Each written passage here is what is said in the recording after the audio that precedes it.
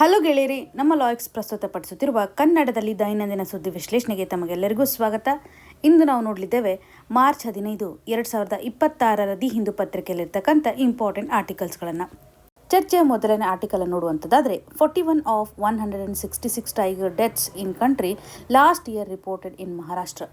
ಈ ಒಂದು ಇಶ್ಯೂ ನಮಗೆ GS ಪೇಪರ್ 3 ನಡೆಯಲ್ಲಿ ಎನ್ವಿರಾನ್ಮೆಂಟ್ ಸೆಕ್ಷನ್ಗೆ ಸಂಬಂಧಪಟ್ಟಂತೆ ಬಯೋಡೈವರ್ಸಿಟಿ ಕನ್ಸರ್ವೇಷನ್ ಆಧಾರದ ಮೇಲೆ ಕನೆಕ್ಟ್ ಮಾಡ್ಬೋದು.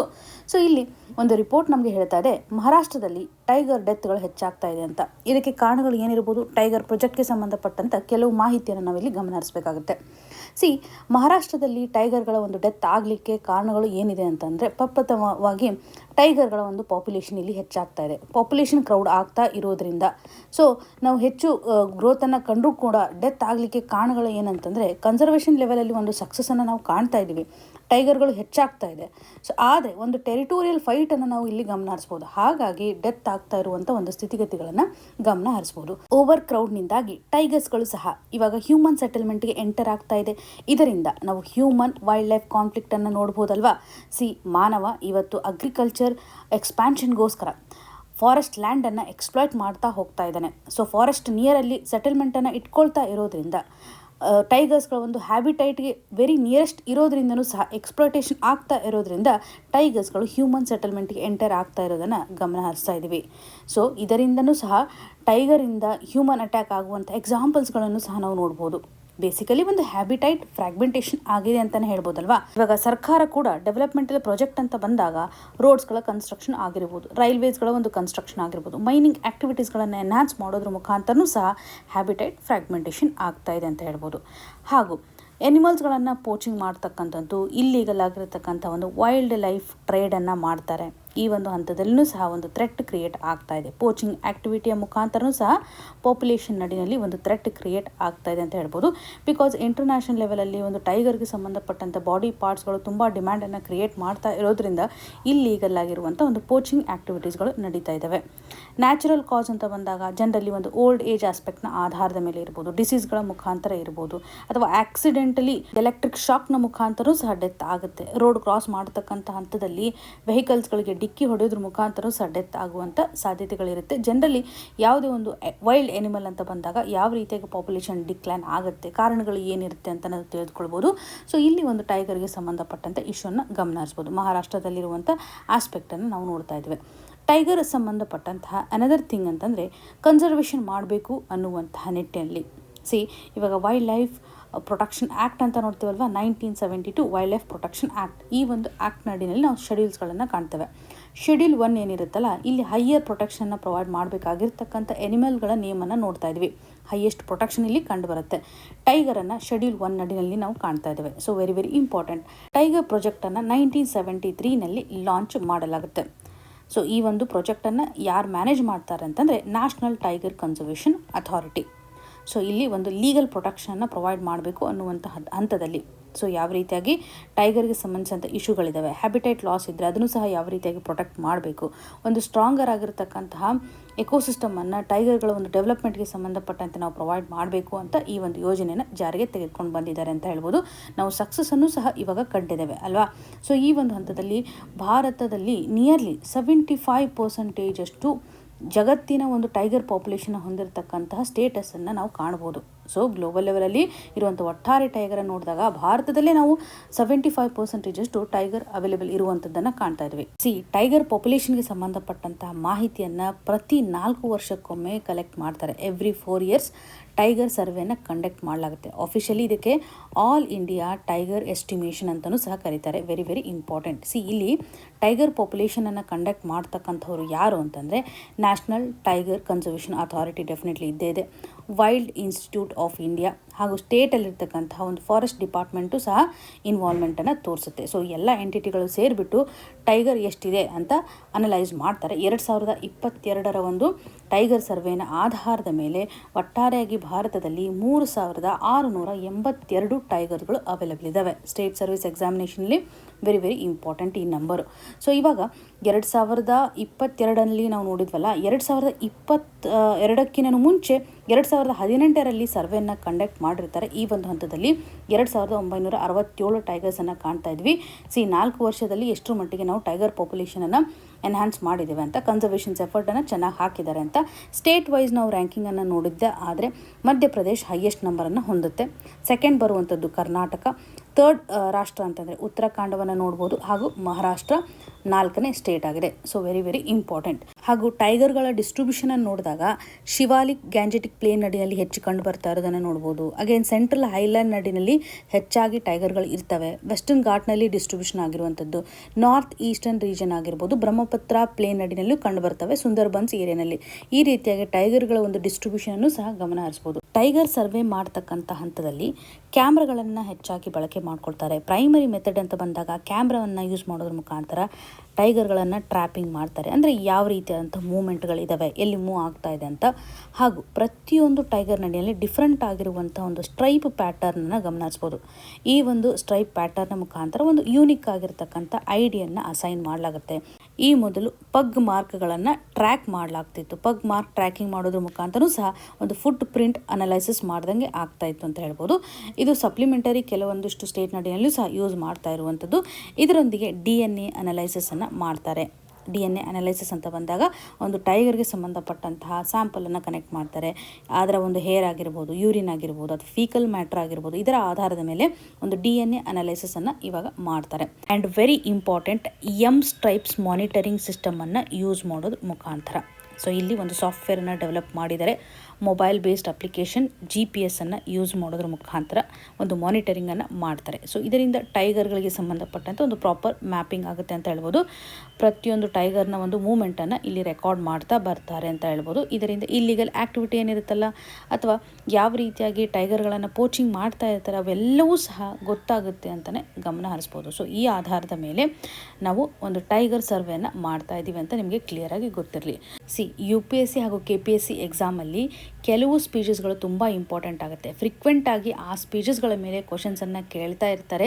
ಅದರಲ್ಲಿ ಟೈಗರ್ ಕೂಡ ಒಂದು. ಹಾಗಾಗಿ ಇದಕ್ಕೆ ಸಂಬಂಧಪಟ್ಟಂಥ ಫ್ಯಾಕ್ಚುಯಲ್ ಇನ್ಫಾರ್ಮೇಷನ್ಸನ್ನು ನೀವು ರೀಕಲೆಕ್ಟ್ ಮಾಡ್ಕೊಳ್ಳೇಬೇಕು. ಫಾರ್ ಎಕ್ಸಾಂಪಲ್, ಇವಾಗ ಸ್ವಿಮ್ಮಿಂಗ್ ಟೈಗರ್ಸ್ಗಳು ಎಲ್ಲಿ ಕಂಡು ಬರುತ್ತೆ ಅಂತ ಅಂದಾಗ ಸುಂದರ್ಬನ್ಸ್ ಏರಿಯಾದಲ್ಲಿ ಕಂಡು ಬರುತ್ತೆ. ಮ್ಯಾಂಗ್ರೂವ್ ಸಿಸ್ಟಮ್ ಇರೋದ್ರಿಂದ ಸುಂದರ್ಬನ್ಸ್ ನಡಿಯಲ್ಲಿ ಸ್ವಿಮ್ಮಿಂಗ್ ಟೈಗರ್ಸ್ಗಳನ್ನು ನೋಡ್ತೇವೆ ಅಂತ ಹೇಳ್ಬೋದು. ಹಾಗೂ ಹೈಯೆಸ್ಟ್ ನಂಬರ್ ಆಫ್ ಟೈಗರ್ಸ್ಗಳು ಯಾವ ಟೈಗರ್ ರಿಸರ್ವ್ ನಡಿಯಲ್ಲಿ ಕಂಡು ಬರುತ್ತೆ ಅಂತ ಕಮೆಂಟಲ್ಲಿ ಮೆನ್ಷನ್ ಮಾಡಿ. ಇದರೊಂದಿಗೆ ಇನ್ನೊಂದು ಪ್ರಶ್ನೆ ಅಂದರೆ, ದಿ ಜಂಗಲ್ ಬುಕ್ ಸ್ಟೋರಿ ಇದೆ ಅಲ್ವಾ, ಇದನ್ನು ಯಾವ ಒಂದು ರಿಸರ್ವ್ನ ಇನ್ಸ್ಪಿರೇಷನ್ ಆಗಿ ನಾವು ತೆಗೆದುಕೊಂಡಿವೆ, ಯಾವ ಟೈಗರ್ ರಿಸರ್ವ್ಸ್ಗೆ ಸಂಬಂಧಪಟ್ಟಂತೆ ದಿ ಜಂಗಲ್ ಬುಕ್ ನಡಿನಲ್ಲಿ ನಾವು ಗಮನ ಹರಿಸ್ಬೋದು ಅಂತ ಇದರ ಆಧಾರದ ಮೇಲೆ ಒಂದು ಎಕ್ಸಾಮಲ್ಲಿ ಕೇಳಿದ್ದಾರೆ. ಹಾಗಾಗಿ ಕಮೆಂಟಲ್ಲಿ 2 ಕ್ವಶನ್ಗೆ ಆನ್ಸರ್ನ ಮಾಡಬೇಕು. ಯಾವ ಟೈಗರ್ ರಿಸರ್ವ್ಸ್ ನಡಿನಲ್ಲಿ ಹೆಚ್ಚಾಗಿ ಟೈಗರ್ ಪಾಪ್ಯುಲೇಷನ್ ಇದೆ ಅನ್ನುವಂಥದ್ದು ಒಂದಾದರೆ, ದಿ ಜಂಗಲ್ ಬುಕ್ ಇದು ಯಾವ ಒಂದು ರಿಸರ್ವ್ನ ಇನ್ಸ್ಪಿರೇಷನ್ ಆಗಿದೆ ಅನ್ನೋದು ಕ್ಲಿಯರ್ ಆಗಿ ಮೆನ್ಷನ್ ಮಾಡಿ. ಕರ್ನಾಟಕದಲ್ಲಿ ಒಟ್ಟಾರೆಯಾಗಿ 5 ಟೈಗರ್ ರಿಸರ್ವ್ಸನ್ನು ನೋಡ್ತೇವೆ. Very important for state service examination. Major tiger ರಿಸರ್ವ್ಸ್ಗಳು ಯಾವ ರೀತಿಯಾಗಿದೆ, ಬಂಡೀಪುರವನ್ನು ನೋಡ್ಬೋದು, ನಾಗರಹೊಳೆ ಅಥವಾ ರಾಜೀವ್ ಗಾಂಧಿ ಟೈಗರ್ ರಿಸರ್ವ್ಸ್, ಭದ್ರಾ ಇದೆ, ಅನ್ಶಿ ದಾಂಡೇಲಿಯನ್ನು ನೋಡ್ಬೋದು, Biligiri Ranganath temple tiger reserves, BRT ಅಂತ ಶಾರ್ಟಾಗಿ ಕರೀತಾರೆ. ಸೊ ಒಟ್ಟಾರೆಯಾಗಿ 5 ಟೈಗರ್ ರಿಸರ್ವ್ಸನ್ನು ಕರ್ನಾಟಕದಲ್ಲಿ ನಾವು ನೋಡ್ತಾ ಇದ್ದೇವೆ. ಇದರೊಂದಿಗೆ ರೀಸೆಂಟಾಗಿ ಟೈಗರ್ ರಿಸರ್ವ್ಸನ್ನು ಸಹ ಅನೌನ್ಸ್ ಮಾಡಿರ್ತಾರಲ್ಲ, ಅದು ಇಂಪಾರ್ಟೆಂಟ್ ಆಗುತ್ತೆ. 58 ಟೈಗರ್ ರಿಸರ್ವ್ಸ್ಗಳಿದ್ದಾವೆ. 58ನೇ ಟೈಗರ್ ರಿಸರ್ವ್ಸ್ ಎಲ್ಲಿದೆ ಅಂತಂದರೆ ಮಧ್ಯಪ್ರದೇಶದಲ್ಲಿ ಅನೌನ್ಸ್ ಮಾಡಿದ್ದಾರೆ. ಮಾಧವ್ ಟೈಗರ್ ರಿಸರ್ವ್ಸ್ 2025ರಲ್ಲಿ ಅನೌನ್ಸ್ ಮಾಡಿರೋದು. Very important for upcoming examination. ಈ ಮೊದಲು 2024ರಲ್ಲಿ 2 ಟೈಗರ್ ರಿಸರ್ವ್ಸನ್ನು ಅನೌನ್ಸ್ ಮಾಡಿದ್ದಾರೆ. 57ನೇದು ಹಾಗೂ 56. 57ನೇದು ಮಧ್ಯಪ್ರದೇಶದಲ್ಲಿ ಕಂಡುಬರುತ್ತೆ, ರತಪಾನಿ ಅನ್ನುವಂಥ ನೇಮ್ ಇದೆ. ಇನ್ನು 56ನೇದು ಏನಿದೆಯಲ್ಲ, ಛತ್ತೀಸ್ಗಢದಲ್ಲಿ ಕಂಡುಬರುತ್ತೆ, Guru Ghasidas tiger reserve. Very important. So totally 58 tiger ರಿಸರ್ವ್ಸ್ಗಳಿದ್ದಾವೆ. 18 ಸ್ಟೇಟ್ಸ್ಗಳಲ್ಲಿ ಸ್ಪ್ರೆಡ್ ಆಗಿರೋದನ್ನು ನೋಡ್ಬೋದು. ಹಾಗೂ ಲಾರ್ಜೆಸ್ಟ್ ಟೈಗರ್ ರಿಸರ್ವ್ ಅಂತಂದರೆ ನಾಗಾರ್ಜುನ ಸಾಗರ ಶ್ರೀಶೈಲಂ ಆಂಧ್ರ ಪ್ರದೇಶ್ ತೆಲಂಗಾಣದಲ್ಲಿ ಇರ್ತಕ್ಕಂಥದ್ದು. ಹಾಗೂ ಸ್ಮಾಲೆಸ್ಟ್ ಟೈಗರ್ ರಿಸರ್ವ್ ಅಂತಂದರೆ ಒರಾಂಗ್ ಅಸ್ಸಾಮದಲ್ಲಿ ಕಂಡು ಬರ್ತಕ್ಕಂಥದ್ದು. So very important for exam. ಇಲ್ಲಿ ಅನದರ್ ಸಿಂಪಲ್ ಕ್ವಶನ್ ಅಂತಂದರೆ, ಮೊದಲ ಟೈಗರ್ ರಿಸರ್ವ್ ಯಾವುದು? ಸೊ ಯಾವ ಟೈಗರ್ ರಿಸರ್ವ್ಸನ್ನು ಫಸ್ಟ್ ಟೈಗರ್ ರಿಸರ್ವ್ ಅಂತ ಕನ್ಸಿಡರ್ ಮಾಡ್ತೇವೆ ಅಂತ ಕಮೆಂಟಲ್ಲಿ ಮೆನ್ಷನ್ ಮಾಡಿ. 3 ಕ್ವಶನ್ಸನ್ನು ಕೇಳಿದ್ದೀನಿ. 3 ಕ್ವಶನ್ಗೂ ಸಹ ಆನ್ಸರ್ನ ಕಮೆಂಟಲ್ಲಿ ಮೆನ್ಷನ್ ಮಾಡಿ. ಇನ್ನು ಮುಂದಿನದಾಗಿ, what is the essential commodities act? Why has government invoked it? How will it help solve India's gas crisis? Which sector will the order affect? ಈ ಒಂದು ಇಶ್ಯೂ ನಮಗೆ GS ಪೇಪರ್ 3 ನಡೆಯಲ್ಲಿ ಎಕಾನಮಿ ಸೆಕ್ಷನ್ಗೆ ಸಂಬಂಧಪಟ್ಟಂತೆ ಫುಡ್ ಸೆಕ್ಯೂರಿಟಿ ಆಸ್ಪೆಕ್ಟ್ನ ಆಧಾರದ ಮೇಲೆ inflation ಕಂಟ್ರೋಲ್ಗೆ ಸಂಬಂಧಪಟ್ಟಂತೆ, supply chain ಮ್ಯಾನೇಜ್ಮೆಂಟ್ಗೆ ಸಂಬಂಧಪಟ್ಟಂತೆ ಹಾಗೂ ಸರ್ಕಾರ ಮಾರ್ಕೆಟ್ ನಡಿನಲ್ಲಿ ಯಾವ ರೀತಿಯಂಥ ಒಂದು ಇಂಟರ್ವೆನ್ಷನನ್ನು ಮಾಡುತ್ತೆ ಅನ್ನುವಂಥ ಇಶ್ಯೂವನ್ನು ಅಡ್ರೆಸ್ ಮಾಡುವಂಥ ಹಂತದಲ್ಲಿ ಎಸೆನ್ಷಿಯಲ್ ಕಮೋಡಿಟೀಸ್ ಆ್ಯಕ್ಟ್ ನಮಗೆ ತುಂಬ ಇಂಪಾರ್ಟೆಂಟ್ ಆಗುತ್ತೆ. ಇವಾಗ ಯಾಕಪ್ಪ ನ್ಯೂಸಲ್ಲಿದೆ ಅಂತಂದರೆ ಗ್ಯಾಸ್ ಕ್ರೈಸಿಸನ್ನು ರೆಸಾಲ್ವ್ ಮಾಡಬೇಕಾಗಿದೆ. ವೆಸ್ಟ್ ಏಷ್ಯಾದಲ್ಲಿ ನಡೀತಾ ಇರುವಂಥ ಒಂದು ಡಿಸ್ಟರ್ಬೆನ್ಸ್ನಿಂದಾಗಿ, ವಾರ್ ಸಿಚುವೇಷನ್ನಿಂದಾಗಿ ಆಗ್ತಾ ಇರುವಂಥ ಸಪ್ಲೈ ಚೈನ್ ನಡಿನಲ್ಲಿ ಒಂದು ಬದಲಾವಣೆಯನ್ನು ನೋಡ್ಬೋದು. ಅದರಲ್ಲೂ LPGಗೆ ಸಂಬಂಧಪಟ್ಟಂಥ ಒಂದು ಇಶ್ಯೂ ಇವಾಗ ಹೆಚ್ಚಾಗಿದೆ ಅಂತ ಗಮನಿಸ್ಬೋದು. ಈ ಒಂದು ಹಂತದಲ್ಲಿ ಎಸೆನ್ಷಿಯಲ್ ಕಮೋಡಿಟೀಸ್ ಆ್ಯಕ್ಟನ್ನು ನಾವು ನೋಡಬೇಕಾಗುತ್ತೆ. 1955ರಲ್ಲಿ ಎನ್ಯಾಕ್ಟ್ ಮಾಡಿದ್ದಾರೆ ಎಸೆನ್ಷಿಯಲ್ ಕಮೋಡಿಟೀಸ್ ಆ್ಯಕ್ಟ್. ಸೊ ಈ ಒಂದು ಆ್ಯಕ್ಟ್ನ ಮುಖಾಂತರ ಸರ್ಕಾರ ಏನು ಮಾಡ್ಬೋದು, ಸರ್ಕಾರಕ್ಕೆ ಇರ್ತಕ್ಕಂಥ ಒಂದು ಅಧಿಕಾರ ಅಂದರೆ ಎಸೆನ್ಷಿಯಲ್ ಆಗಿರುವಂತಹ ಕಮೋಡಿಟೀಸ್ಗಳಿರುತ್ತಲ್ಲ ಅವುಗಳ ಒಂದು ಪ್ರೊಡಕ್ಷನನ್ನು ಕಂಟ್ರೋಲ್ ಮಾಡೋದಾಗಲಿ, ಸಪ್ಲೈಗಳನ್ನು ಕಂಟ್ರೋಲ್ ಮಾಡುವಂಥದ್ದಾಗಲಿ, ಡಿಸ್ಟ್ರಿಬ್ಯೂಷನನ್ನು ಸಹ ಕಂಟ್ರೋಲ್ ಮಾಡುವಂಥದ್ದಾಗಲಿ, ಅವುಗಳಿಗೆ ಸಂಬಂಧಪಟ್ಟಂಥ ಒಂದು ಬೆಲೆ ಪ್ರೈಸನ್ನು ಸಹ ಫಿಕ್ಸ್ ಮಾಡುತ್ತೆ. ವೈ? ಬಿಕಾಸ್ ಎಸೆನ್ಷಿಯಲ್ ಅಂತಂದಾಗ ತುಂಬ ಅವಶ್ಯಕವಾಗಿರ್ತಕ್ಕಂಥ ವಸ್ತುಗಳು ಕನ್ಸ್ಯೂಮರ್ಸ್ಗಳು ತುಂಬ ಡಿಪೆಂಡೆನ್ಸಿಯನ್ನು ತೋರಿಸ್ತಾ ಇರ್ತಾರೆ. ಫಾರ್ ಎಕ್ಸಾಂಪಲ್ ಫುಡ್ ಗ್ರೇನ್ಸನ್ನು ನಾವು ತೆಗೆದುಕೊಳ್ಬೋದು. ಸಾಕಷ್ಟು ಜನ ಇವಾಗ ರೈಸನ್ನು ಕನ್ಸ್ಯೂಮ್ ಮಾಡ್ತಾರೆ, ವೀಟನ್ನು ಕನ್ಸ್ಯೂಮ್ ಮಾಡ್ತಾರೆ, ಪಲ್ಸಸ್ ಮೇಲೆ ಡಿಪೆಂಡೆನ್ಸಿಯನ್ನು ತೋರಿಸ್ತಾ ಇರ್ತಾರೆ. ಫುಡ್ ಗ್ರೇನ್ಸ್ಗೆ ಸಂಬಂಧಪಟ್ಟಂತೆ ಇದೊಂದು ಎಸೆನ್ಷಿಯಲ್ ಕಮೋಡಿಟಿ ಆಗುತ್ತೆ. ಎಡಿಬಲ್ ಆಯಿಲ್ ಆಗಿರ್ಬೋದು, ಶುಗರ್ ಆಗಿರ್ಬೋದು, ಪೆಟ್ರೋಲಿಯಂ ಪ್ರಾಡಕ್ಟ್ಗಳನ್ನು ನಾವು ಗಮನಿಸ್ಬೋದು. LPG ಬರುತ್ತೆ, ಇದರಲ್ಲಿ ಕೆರೋಸಿನನ್ನು ನೋಡ್ಬೋದು, ಫರ್ಟಿಲೈಸರ್ಸ್ ಹಾಗೂ ಡ್ರಗ್ಸ್. ಸೊ ಈ ರೀತಿಯಾಗಿ ಎಸೆನ್ಷಿಯಲ್ ಆಗಿರುವಂಥ ಕಮೋಡಿಟೀಸ್ಗೆ ಸಂಬಂಧಪಟ್ಟಂಥ ಒಂದು ಪ್ರೊಡಕ್ಷನ್ ಆಗಿರ್ಬೋದು, ಸಪ್ಲೈ, ಡಿಸ್ಟ್ರಿಬ್ಯೂಷನ್, ಪ್ರೈಸನ್ನು ಸರ್ಕಾರ ಈ ಒಂದು ಆ್ಯಕ್ಟ್ ನಡಿನಲ್ಲಿ ರೆಗ್ಯುಲೇಟ್ ಮಾಡುತ್ತೆ ಅಂತ ಹೇಳ್ಬೋದು. ಇದರಿಂದ ಸರ್ಕಾರ ಏನು ಮಾಡ್ಬೋದು ಅಂತಂದರೆ ಈ ಒಂದು ಫುಡ್ ಗ್ರೇನ್ ಅಂತಲೇ ಎಕ್ಸಾಂಪಲ್ ತೆಗೆದುಕೊಂಡಾಗ ಸ್ಟಾಕಲ್ಲಿ ಒಂದು ಲಿಮಿಟೇಷನ್ಸನ್ನು ಮಾಡುತ್ತೆ, ಎಷ್ಟರ ಮಟ್ಟಿಗೆ ನಾವು ಸ್ಟಾಕನ್ನು ಹೊಂದಬೇಕು ಅಂತ. ಬಿಕಾಸ್ ಇವಾಗ ಮಾರ್ಕೆಟ್ ನಡಿಯಲ್ಲಿ ಒಂದು ಪ್ರೈಸ್ ಜಾಸ್ತಿ ಆಗಿದೆ ಅಂತಂದರೆ ಕಾರಣಗಳು ಏನಿರುತ್ತೆ? ಇವಾಗ LPG ಇನ್ಫ್ಲೇಷನೇ ಆಗಿದೆ ಅಂತ ನಾವು ತೆಗೆದುಕೊಳ್ಳುವಂಥದ್ದಾದರೆ, ಅಥವಾ ಒಂದು ಫುಡ್ ಗ್ರೇನ್ ಇನ್ಫ್ಲೇಷನ್ ಆಗಿದೆ ಅಂತ ತೆಗೆದುಕೊಳ್ಳುವಂಥದ್ದಾದರೆ ಸಾಕಷ್ಟು ಕಾರಣಗಳ ಮುಖಾಂತರ ಸಪ್ಲೈ ಇಲ್ಲಿ ಸರಿಯಾಗಿ ಆಗ್ತಾ ಇಲ್ಲ. ಸಪ್ಲೈ ಇಲ್ಲಿ ಕಡಿಮೆ ಆಗಿದೆ ಅಂತಂದರೆ ಆಟೋಮೆಟಿಕ್ಲಿ ಡಿಮ್ಯಾಂಡ್ ಹೆಚ್ಚಾಗುತ್ತೆ. ಡಿಮ್ಯಾಂಡ್ ಇವತ್ತು ಹೆಚ್ಚಾಗಿದೆ ಅನ್ನುವಂಥದ್ದಾದರೆ ಒಂದು ಪರ್ಟಿಕ್ಯುಲರ್ ಕಮೋಡಿಟಿಯ ಪ್ರೈಸು ಸಹ ಹೆಚ್ಚಾಗುತ್ತೆ. ಈ ಒಂದು ಹಂತದಲ್ಲಿ ಸರ್ಕಾರ ರೆಗ್ಯುಲೇಷನನ್ನು ಮಾಡೋದು ಇಂಪಾರ್ಟೆಂಟ್. ಇವಾಗ ಕಂಪ್ಲೀಟಾಗಿ ಸ್ಟಾಕ್ಗೆ ಸಂಬಂಧಪಟ್ಟಂಥ ಒಂದು ಲಿಮಿಟೇಷನನ್ನು ಮಾಡುತ್ತೆ. ನಾವು ಹೆಚ್ಚಿವಾಗ ಸ್ಟಾಕ್ ಮಾಡಬಾರ್ದು, ಯಾಕೆಂದರೆ ಮಾರ್ಕೆಟ್ ನಡಿಯಲ್ಲಿ ಸಪ್ಲೈ ಕಡಿಮೆ ಇದೆ. ಹಾಗಾಗಿ ಮಾರ್ಕೆಟ್ಗೆ ಅದು ಹರಿವನ್ನು ತೋರಿಸಬೇಕು, ಮಾರ್ಕೆಟಲ್ಲಿ ಅವೈಲೇಬಲ್ ಇರುವಂತೆ ಮಾಡಬೇಕು. ಬಿಕಾಸ್ ಸಪ್ಲೈ ಲೆವೆಲಲ್ಲಿ ಆಗ್ತಾ ಇರುವಂಥ ಒಂದು ಮಿಸ್ ಮ್ಯಾಚಸನ್ನು ಗಮನ ಹರಿಸಬೇಕು ಅನ್ನುವಂಥ ನಿಟ್ಟಿನಲ್ಲಿ ಪ್ರೈಸಸ್ ಮೇಲೂ ಸಹ ಒಂದು ಕಂಟ್ರೋಲನ್ನು ಮಾಡುತ್ತೆ. ಒಂದು ಲಿಮಿಟೇಷನ್ ಆಧಾರದ ಮೇಲೆ ನೀವು ಇಷ್ಟೇ ಪ್ರೈಸನ್ನು ಇಡಬೇಕು, ಯಾಕಂದರೆ ಅದು ಎಸೆನ್ಷಿಯಲ್ ಇದೆ, ಹೆಚ್ಚಾಗಿ ನೀವು ಪ್ರೈಸನ್ನು ಮಾಡುವಂತಿಲ್ಲ ಅಂತಲೂ ಸಹ ಸರ್ಕಾರ ರಿಸ್ಟ್ರಿಕ್ಷನ್ಸ್ಗಳನ್ನು ಹಾಕುತ್ತೆ. ಕೆಲವೊಂದಿಷ್ಟು ಗೂಡ್ಸ್ಗಳು ಒಂದೆಡೆಯಿಂದ ಇನ್ನೊಂದೆಡೆಗೆ ಹೋಗದೇ ಇರುವಂತೆಯೂ ಸಹ ರಿಸ್ಟ್ರಿಕ್ಷನ್ಸನ್ನು ಹಾಕುತ್ತೆ. ವೈ? ಬಿಕಾಸ್ ಬ್ಲ್ಯಾಕ್ ಮಾರ್ಕೆಟನ್ನು ತಡೆಗಟ್ಟಬೇಕಾಗತ್ತೆ. ಒಂದು ಕಮೋಡಿಟಿ ಸಪ್ಲೈ ಇವತ್ತು ಸರಿಯಾಗಿ ಆಗ್ತಾ ಇಲ್ಲ ಅಂತಂದರೆ ಇಲ್ಲಿಗಲ್ ಆಗಿ ಹೆಚ್ಚಿನ ಒಂದು ಬೆಲೆಯಲ್ಲಿ ಮಾರಾಟ ಮಾಡ್ತಕ್ಕಂಥ ಸಾಧ್ಯತೆಗಳು ಹೆಚ್ಚಾಗುತ್ತೆ. ಈ ಒಂದು ಹಂತದಲ್ಲಿ ಸರ್ಕಾರ ಗ್ಯಾಸ್ ಕ್ರೈಸಿಸ್ಗೆ ಸಂಬಂಧಪಟ್ಟಂತೆ ನಾವು ನೋಡಿದಾಗ ಗ್ಲೋಬಲ್ ಲೆವೆಲಲ್ಲಿ ಆಗ್ತಾ ಇರುವಂಥ ಒಂದು ಸಿಚುವೇಶನ್ ನಮ್ಮ ರಾಷ್ಟ್ರದ ಮೇಲೆ ಇಂಪ್ಯಾಕ್ಟನ್ನು ಕ್ರಿಯೇಟ್ ಮಾಡ್ತಾ ಇದೆ. ಸೊ ನಾವು ಹೆಚ್ಚಾಗಿ ಇಂಪೋರ್ಟನ್ನು ಮಾಡ್ಕೊಳ್ತಾ ಇದ್ದೀವಲ್ಲ, ಇದ್ರ ಬಗ್ಗೆ ನಾವು ಚರ್ಚೆಯನ್ನು ಮಾಡಿದ್ದೀವಿ. ಇಂಪೋರ್ಟ್ ಮೇಲೆ ನಾವು ಹೆಚ್ಚು ಡಿಪೆಂಡೆನ್ಸಿಯನ್ನು ತೋರಿಸ್ತಾ ಇದ್ದೀವಿ. ಅದರಲ್ಲೂ ಕ್ರೂಡ್ ಆಯಿಲನ್ನು ಇಂಪೋರ್ಟ್ ಮಾಡ್ಕೊಳ್ತೇವೆ ಅಂತ ಹೇಳ್ಬೋದು. ಪ್ರಸ್ತುತವಾಗಿಯೂ ಸಹ ಸ್ಟೇಟ್ ಆಫ್ ಹಾರ್ಮೋಸ್ ನಡಿಯಲ್ಲಿ ಕ್ರೈಸಿಸ್ ನಡೀತಾ ಇದೆ. ಸಪ್ಲೈ ಚೈನ್ಗೆ ಸಂಬಂಧಪಟ್ಟಂಥ ಒಂದು ಡಿಸ್ರಪ್ಷನ್ ಆಗ್ತಾ ಇದೆ. ಡೊಮೆಸ್ಟಿಕಲಿ ಅವೈಲೇಬಲ್ ಇರಬೇಕು ಅನ್ನುವಂಥ ನಿಟ್ಟಿನಲ್ಲಿ ಎಸೆನ್ಷಿಯಲ್ ಕಮೋಡಿಟೀಸ್ ಆ್ಯಕ್ಟ್ನ ಮುಖಾಂತರ ಕೆಲವೊಂದಿಷ್ಟು ಮೇಜರ್ಸನ್ನು ಸರ್ಕಾರ ತೆಗೆದುಕೊಳ್ಳಲಿಕ್ಕೆ ಮುಂದಾಗಿದೆ. ಇವಾಗ LPG ಕನ್ಸಂಪ್ಷನ್ಗೆ ಸಂಬಂಧಪಟ್ಟಂತೆ ಸರ್ಕಾರ ಎಸೆನ್ಷಿಯಲ್ ಕಮೋಡಿಟೀಸ್ ಆ್ಯಕ್ಟ್ ನಡಿನಲ್ಲಿ ಕೆಲವೊಂದಿಷ್ಟು ಡೈರೆಕ್ಷನನ್ನು ನೀಡ್ತಾ ಇದೆ. ಇಲ್ಲಿ ನಾವು ಪ್ರಯಾರಿಟಿ ಆಧಾರದ ಮೇಲೆ LPGಯನ್ನು ಕನ್ಸ್ಯೂಮ್ ಮಾಡಬೇಕು. ಮೊದಲ ಹಂತದಲ್ಲಿ ಹೌಸ್ ಹೋಲ್ಡ್ ಕನ್ಸಂಪ್ಷನ್ ಮೇಲೆ ನಾವು ಹೆಚ್ಚು ಫೋಕಸನ್ನು ಮಾಡೋದು, ಮನೆಗೆ ಬೇಕಾಗಿರತಕ್ಕಂಥ LPG ಸಪ್ಲೈಯನ್ನು ಪ್ರೊವೈಡ್ ಮಾಡುವಂಥದ್ದು. ಕಮರ್ಷಿಯಲ್ ಯೂಸರ್ಸ್ಗಳಿಗೆ ರೆಸ್ಟ್ರಿಕ್ಷನ್ಸನ್ನು ಹಾಕಿದ್ದಾರೆ. ಕಮರ್ಷಿಯಲಿ ಯಾರು ಯೂಸ್ ಮಾಡ್ತಾ ಇರ್ತಾರಲ್ಲ ಅವ್ರಿಗೆ ಅಷ್ಟೊಂದು ಸಪ್ಲೈಯನ್ನು ಪ್ರೊವೈಡ್ ಮಾಡ್ತಾ ಇಲ್ಲ. ಹಾಗೂ ಇವಾಗ LPGಯನ್ನು ಫೋಟೋ ಕೆಮಿಕಲ್ ಯೂಸ್ಗೆ ಕಳಿಸ್ತಾ ಇರ್ತಾರಲ್ಲ ಅಲ್ಲಿನೂ ಸಹ ಕಳಿಸಬಾರ್ದು ಅನ್ನುವಂಥ ರೆಸ್ಟ್ರಿಕ್ಷನನ್ನು ಹಾಕಿದ್ದಾರೆ, ಡೈವರ್ಷನ್ ಮಾಡಬಾರ್ದು ಅಂತ. ಇನ್ನು ಇಂಡಸ್ಟ್ರೀಸ್ಗೆ ಸಂಬಂಧಪಟ್ಟಂತಹ ಸಪ್ಲೈನೂ ಸಹ ರೆಸ್ಟ್ರಿಕ್ಷನನ್ನು ಹಾಕ್ತಾ ಇದ್ದಾರೆ. ಅಂದರೆ ಒಂದು ಲಿಮಿಟೇಷನನ್ನು ಹಾಕ್ತಾ ಇದ್ದಾರೆ. ಅನ್ನೆಸೆಸರಿ ಇಂಡಸ್ಟ್ರೀಸ್ಗಳಿಗೆ ಇವಾಗ ಕಳಿಸೋಂತಿಲ್ಲ, ಲಿಮಿಟೇಷನ್ಸನ್ನು ಮಾಡ್ತಾ ಇದ್ದಾರೆ ಅಂತ ಹೇಳ್ಬೋದು. ಹಾಗೂ ನ್ಯಾಚುರಲ್ ಗ್ಯಾಸ್ಗೆ ಸಂಬಂಧಪಟ್ಟಂಥ ಒಂದು ಕಂಟ್ರೋಲಿಂಗ್ ಮೆಕ್ಯಾನಿಸಮನ್ನು ಸಹ ತೆಗೆದುಕೊಂಡು ಬರ್ತಾ ಇದ್ದಾರೆ ಅಂತ. ಎಕ್ಸ್ಟ್ರೀಮ್ ಸಿಚುವೇಶನ್ ಇರುತ್ತಲ್ಲ, ಈ ಒಂದು ಹಂತದಲ್ಲಿ ಮಾತ್ರ ನಾವು ಸ್ಟಾಕ್ ಲಿಮಿಟ್ ಮೇಲೆ ನಿಗಾ ವಹಿಸಬೇಕು ಅಂತ 2020ರಲ್ಲಿ ಒಂದು ಅಮೆಂಡ್ಮೆಂಟನ್ನು ಮಾಡಿದ್ದಾರೆ, ಚೇಂಜಸನ್ನು ಮಾಡಿದ್ದಾರೆ ಅಂತ ಹೇಳ್ಬೋದು. ಇವಾಗ ವಾರ್ ಸಿಚುವೇಶನ್ ಆಗಿರುತ್ತೆ, ಫೆಮೈನ್ ಕಂಡೀಷನ್ ಇರುತ್ತೆ, ನ್ಯಾಚುರಲ್ ಕೆಲೆಮಿಟಿ ಇರುತ್ತೆ, ಎಕ್ಸ್ಟ್ರಾಡಿನರಿ ಒಂದು ಪ್ರೈಸ್ ಏನಾಗಿರುತ್ತಲ್ಲ ಹೆಚ್ಚಾಗಿರುವಂಥ ಸ್ಥಿತಿಗತಿಗಳನ್ನು ನೋಡ್ತೇವೆ. ಈ ಒಂದು ಹಂತದಲ್ಲಿ ನಾವು ಸ್ಟಾಕ್ ಲಿಮಿಟ್ಗೆ ಸಂಬಂಧಪಟ್ಟಂಥ ಫೋಕಸನ್ನು ಮಾಡಬೇಕು. ಈ ಮೊದಲು ಕೋವಿಡ್ನ ಸಂದರ್ಭದಲ್ಲಿ ಮಾಸ್ಕ್ಗಳ ಒಂದು ಅವೈಲಬಿಲಿಟಿ, ಸ್ಯಾನಿಟೈಸರ್ ಆಗಿರ್ಬೋದು, ಆಕ್ಸಿಜನ್ ಸಿಲಿಂಡರ್ಗಳ ಒಂದು ಅವೈಲಬಿಲಿಟಿ ಇರಬೇಕು. ಯಾವುದೇ ರೀತಿಯಾಗಿ ಎಸೆನ್ಷಿಯಲ್ ಕಮೋಡಿಟೀಸ್ಗಳ ಒಂದು ಪ್ರೈಸ್ ಹೆಚ್ಚಾಗಬಾರ್ದು ಅನ್ನುವಂಥ ನಿಟ್ಟಿನಲ್ಲಿ ಸರ್ಕಾರ ಪ್ರಯಾರಿಟಿಯನ್ನು ತೆಗೆದುಕೊಂಡಿತ್ತು. ಅದೇ ರೀತಿಯಾಗಿ ಪ್ರಸ್ತುತವಾಗಿರುವಂಥ ಒಂದು ವಾರ್ಫೇರ್ ಸಿಚುವೇಶನಿಂದ ಆಗ್ತಾ ಇರುವಂಥ ಇಂಪ್ಯಾಕ್ಟ್ಗೆ ಸಂಬಂಧಪಟ್ಟಂತೆ ಸರ್ಕಾರ ಚೇಂಜಸನ್ನು ಮಾಡ್ತಾ ಇದೆ. ಸೊ ಇಲ್ಲಿ ನೋಡಿ, ಎಸೆನ್ಷಿಯಲ್ ಕಮೋಡಿಟಿ ಆ್ಯಕ್ಟಲ್ಲಿರುವಂತಹ ಸೆಕ್ಷನ್ 3 ನಮಗೆ ಹೇಳುತ್ತೆ ಸರ್ಕಾರ ಯಾವ ರೀತಿ ಅಂತ ಒಂದು ಆರ್ಡರನ್ನು ಇಶ್ಯೂ ಮಾಡುತ್ತೆ. ಯಾವುದೇ ರೀತಿಯಾಗಿ ಸಪ್ಲೈ ಲೆವೆಲಲ್ಲಿ ತೊಂದರೆಗಳು ಆಗಬಾರ್ದು, ಸಪ್ಲೈಯನ್ನು ಮೇಂಟೈನ್ ಮಾಡೋದಾಗಲಿ, ಸಪ್ಲೈಗಳನ್ನು ಇನ್ಕ್ರೀಸ್ ಮಾಡುವಂಥದ್ದಾಗಲಿ, ಪ್ರಯಾರಿಟಿಯನ್ನು ಯಾವ ರೀತಿಯಾಗಿ ನಾವು ಇಲ್ಲಿ ಕನ್ಸಿಡರ್ ಮಾಡ್ತೇವೆ. ಸೊ ಎಲ್ಲರಿಗೂ ಸಹ ಫೇರ್ ಪ್ರೈಸಸ್ನ ಮುಖಾಂತರ ಕಮೋಡಿಟೀಸ್ಗಳು ಅವೈಲೇಬಲ್ ಇರಬೇಕು ಅಂತ ನಿರ್ಧಾರವನ್ನು ತೆಗೆದುಕೊಳ್ಳುತ್ತೆ ಅಂತ ನಿಮಗೆ ಕ್ಲಿಯರ್ ಆಗಿ ಗೊತ್ತಿರಲಿ. ಸೊ ಈ ಒಂದು ಇಶ್ಯೂನ ಆಧಾರದ ಮೇಲೆ ನಾವು ಪ್ರಿಲಿಮ್ಸಲ್ಲಿ ಕ್ವಶನ್ಸ್ಗಳನ್ನು ಎಕ್ಸ್ಪೆಕ್ಟ್ ಮಾಡಬಹುದು. ಇನ್ನು ಮುಂದಿನದಾಗಿ, how did the Supreme Court read the OBC creamy layer test? ಈ ಒಂದು ಇಶ್ಯೂ ನಮಗೆ GS ಪೇಪರ್ 2 ನಡಿನಲ್ಲಿ ಸೋಷಿಯಲ್ ಜಸ್ಟಿಸ್ ಆಸ್ಪೆಕ್ಟ್ನ ಆಧಾರದ ಮೇಲೆ ರಿಸರ್ವೇಷನ್ ಪಾಲಿಸಿಗೆ ಸಂಬಂಧಪಟ್ಟಂತೆ ಜುಡಿಷಿಯರಿ ಯಾವ ರೀತಿ ಅಂತ ಇಂಟರ್ಪ್ರಿಟೇಷನನ್ನು ಮಾಡ್ತಾ ಇದ್ದಾರೆ. ಅದರಲ್ಲೂ OBC ರಿಸರ್ವೇಷನ್ ಆಸ್ಪೆಕ್ಟ್ನ ಆಧಾರದ ಮೇಲೆ ನಾವಿಲ್ಲಿ ನೋಡಬೇಕಾಗತ್ತೆ.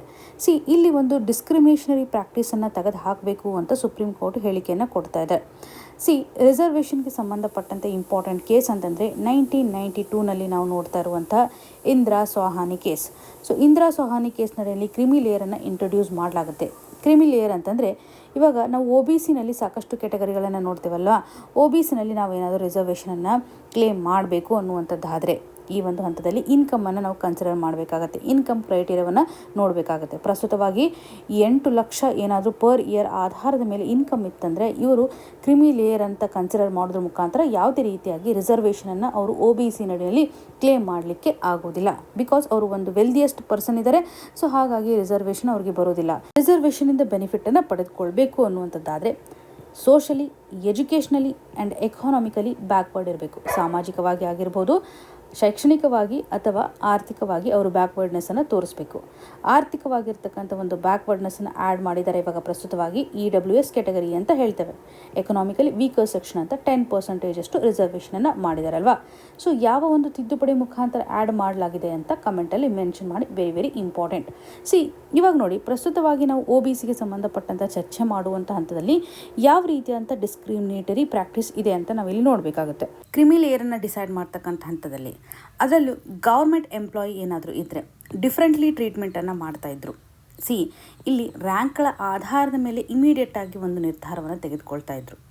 ಫಾರ್ ಎಕ್ಸಾಂಪಲ್, ಗ್ರೂಪ್ A ಪೋಸ್ಟಲ್ಲಿ ತಂದೆಗಳಿದ್ದರೆ ಮಕ್ಕಳಿಗೆ ಯಾವುದೇ ರೀತಿಯಂಥ ರಿಸರ್ವೇಷನ್ ಬರೋದಿಲ್ಲ, ಅವರು ಕ್ರಿಮಿನಲ್ ಆಟೋಮೆಟಿಕಾಗಿ ಬರ್ತಾರೆ. ಕ್ಲಾಸ್ 1 ಆಫೀಸರ್ಸ್ಗಳಿರ್ತಾರೆ. ಸೊ ಇವುಗಳ ಆಧಾರದ ಮೇಲೆ ಒಂದು ನಿರ್ಧಾರವನ್ನು ತೆಗೆದುಕೊಳ್ತಾರೆ. ಸೀನಿಯಾರಿಟಿ ಆಧಾರದ ಮೇಲೆ ಆಗಿರ್ಬೋದು, ಕಾನ್ಸ್ಟಿಟ್ಯೂಷನ್ ಲೆವೆಲಲ್ಲಿ ಕೆಲವೊಂದಿಷ್ಟು ಪೋಸ್ಟ್ ನಡಿಯಲ್ಲಿ ಕಾರ್ಯವನ್ನು ನಿರ್ವಹಿಸ್ತಾ ಇದ್ದರೆ ಆಟೋಮೆಟಿಕ್ಲಿ ಅವರು ಕ್ರಿಮಿ ಲೇಯರಲ್ಲಿ ಬರ್ತಾ ಇರೋದನ್ನು ನಾವು ಗಮನಿಸ್ಬೋದು. ಅಂದರೆ ಅವರ ಒಂದು ಮಕ್ಕಳು ರಿಸರ್ವೇಷನಿಂದ ಬೆನಿಫಿಟನ್ನು ಪಡೆದುಕೊಳ್ಳಿಕ್ಕೆ ಆಗ್ತಾ ಇರಲಿಲ್ಲ. ಇವಾಗ ಪಬ್ಲಿಕ್ ಸೆಕ್ಟರ್ ಅಂಡರ್ಟೇಕಿಂಗ್ ನಡಿಯಲ್ಲಿ ಕೆಲಸ ಮಾಡ್ತಕ್ಕಂಥವ್ರು ಪ್ರೈವೇಟ್ ಸೆಕ್ಟರ್ಗೆ ಸಂಬಂಧಪಟ್ಟಂತೆ ಕನ್ಸಿಡರ್ ಮಾಡಿದಾಗ ಇನ್ಕಮನ್ನು ಕನ್ಸಿಡರ್ ಮಾಡ್ತಾ ಇದ್ರು. ಇನ್ಕಮ್ನ ಆಧಾರದ ಮೇಲೆ, ಇಲ್ಲಿ ಸ್ಟೇಟಸ್ನ ಆಧಾರದ ಮೇಲೆ ಇರೋದಿಲ್ಲ, ಇನ್ಕಮ್ನ ಆಧಾರದ ಮೇಲೆ ಕನ್ಸಿಡರ್ ಮಾಡ್ತಾ ಇರುವಂಥದ್ದು. ಸೊ ಇಲ್ಲಿ ಗೌರ್ಮೆಂಟ್ ಎಂಪ್ಲಾಯಿ ಅಂತ ಬಂದಾಗ ಯೂಶ್ವಲಿ ಸ್ಟೇಟಸ್ನ ಆಧಾರದ ಮೇಲೆ ನಾವು ಕನ್ಸಿಡರ್ ಮಾಡ್ತಾ ಇದ್ವಿ. ಆದರೆ PSUs ಅಂತ ಬಂದಾಗ ಸ್ಯಾಲರಿಯನ್ನು ಕೌಂಟ್ ಮಾಡ್ತಾ ಇರೋದಾಗಿ ಗಮನ ಹರಿಸ್ಬೋದು. ಸೊ ಈ ಒಂದು ಡಿಸ್ಕ್ರಿಮಿನೇಟರಿ ಪ್ರಾಕ್ಟೀಸಸನ್ನು ತೆಗೆದು ಹಾಕಬೇಕು ಅನ್ನುವಂತಹ ನಿಟ್ಟಿನಲ್ಲಿ ಸುಪ್ರೀಂ ಕೋರ್ಟ್ ಇವಾಗ ನಿರ್ಧಾರವನ್ನು ತೆಗೆದುಕೊಳ್ತಾ ಇದೆ. ಸೊ ಇಲ್ಲಿ ಕೆಲವೊಂದಿಷ್ಟು ರೂಲ್ಸ್ ಆ್ಯಂಡ್ ರೆಗ್ಯುಲೇಷನ್ ಅಂತ ಬಂದಾಗ 1993 ರೂಲ್ ನಮ್ಗೆ ಏನು ಹೇಳುತ್ತೆ ಅಂತಂದರೆ ಸ್ಯಾಲರಿಯನ್ನು ಎಕ್ಸ್ಕ್ಲೂಡ್ ಮಾಡಬೇಕು, ಅದರಲ್ಲೂ ನಾವು ಇನ್ಕಮನ್ನು ಎಕ್ಸ್ಕ್ಲೂಡ್ ಮಾಡಬೇಕು, ಕೇವಲ ಒಂದು ಸ್ಟೇಟಸನ್ನು ಕನ್ಸಿಡರ್ ಮಾಡಬೇಕು ಅನ್ನುವಂಥ ನಿಟ್ಟಿನಲ್ಲಿ 2004ರಲ್ಲಿ ಒಂದು ಕ್ಲಾರಿಫಿಕೇಷನ್ ಅಂತ ಬಂದಾಗ ಅದರಲ್ಲೂ PSUsಗಳಿಗೆ ಹಾಗೂ ಪ್ರೈವೇಟ್ ಸೆಕ್ಟರ್ಗಳಿಗೆ ನಾವು ಸ್ಯಾಲ್ರಿಯನ್ನು ಕನ್ಸಿಡರ್ ಮಾಡ್ತೇವೆ ಅನ್ನುವಂಥದ್ದಾಗಿ ಗಮನ ಹರಿಸ್ಬೋದು 2004ರಲ್ಲಿ. ಇವಾಗ ಸುಪ್ರೀಂ ಕೋರ್ಟ್ ಕೊಡ್ತಾ ಇರ್ತಕ್ಕಂಥ ಒಂದು ರೂಲಿಂಗ್ ಏನಂತಂದರೆ ಇನ್ಕಮ್ ಆಗಿರ್ಬೋದು, ವೆಲ್ತ್ ಆಗಿರ್ಬೋದು, ಇದೊಂದು ರೆಸಿಡ್ಯೂಯಲ್ ಫಿಲ್ಟರ್ ಅಂತ ನಾವು ನೋಡ್ತೇವೆ. ಇನ್ಕಮನ್ನು ಕಂಪಲ್ಸರಿ ಕನ್ಸಿಡರ್ ಮಾಡಲೇಬೇಕು, ಫೇರ್ಲಿ ಅಪ್ಲಿಕೇಶನ್ನ ಮಾಡಬೇಕು. ಸೊ ಯಾವುದೇ ಒಂದು ಕ್ಯಾಟಗರಿ ಇದ್ದರೂ ಪರವಾಗಿಲ್ಲ, ಇನ್ಕಮನ್ನು ನಾವು ಇಲ್ಲಿ ಆಧಾರವಾಗಿ ಇಟ್ಕೊಂಡು ಇನ್ಕಮ್ ಕೆಲವೊಂದಿಷ್ಟು ಹಂತದಲ್ಲಿ ಯೂಸ್ ಮಾಡ್ತಾ ಇದ್ವಿ, ಇನ್ನು ಕೆಲವು ಹಂತದಲ್ಲಿ ಯೂಸ್ ಮಾಡ್ತಾ ಇದ್ವಲ್ಲ, ಇದೊಂದು ಅನ್ಈಕ್ವಲ್ ಟ್ರೀಟ್ಮೆಂಟನ್ನು ಕ್ರಿಯೇಟ್ ಮಾಡ್ತಾ ಇದೆ. ಈಕ್ವಾಲಿಟಿ ಅನ್ನುವಂಥ ಒಂದು ಪ್ರಿನ್ಸಿಪಲಿಂದ ಡಿವಿಯೇಟ್ ಆಗ್ತಾ ಇದೆ ಅಂತಲೇ ಹೇಳ್ಬೋದು. ಸೊ ಹಾಗಾಗಿ ಡಿಸ್ಕ್ರಿಮಿನೇಷನರಿ ಕಂಡೀಷನ್ ಆಗಬಾರ್ದು ಅನ್ನುವಂಥ ನಿಟ್ಟಿನಲ್ಲಿ ಒಂದು ಥ್ರೆಶೋಲ್ಡನ್ನು ಫಿಕ್ಸ್ ಮಾಡಿದ್ದೀವಲ್ವ. 8 lakh ಮಿನಿಮಮ್ ಇದೆ ಪರ್ ಇಯರ್ನ ಆಧಾರದ ಮೇಲೆ.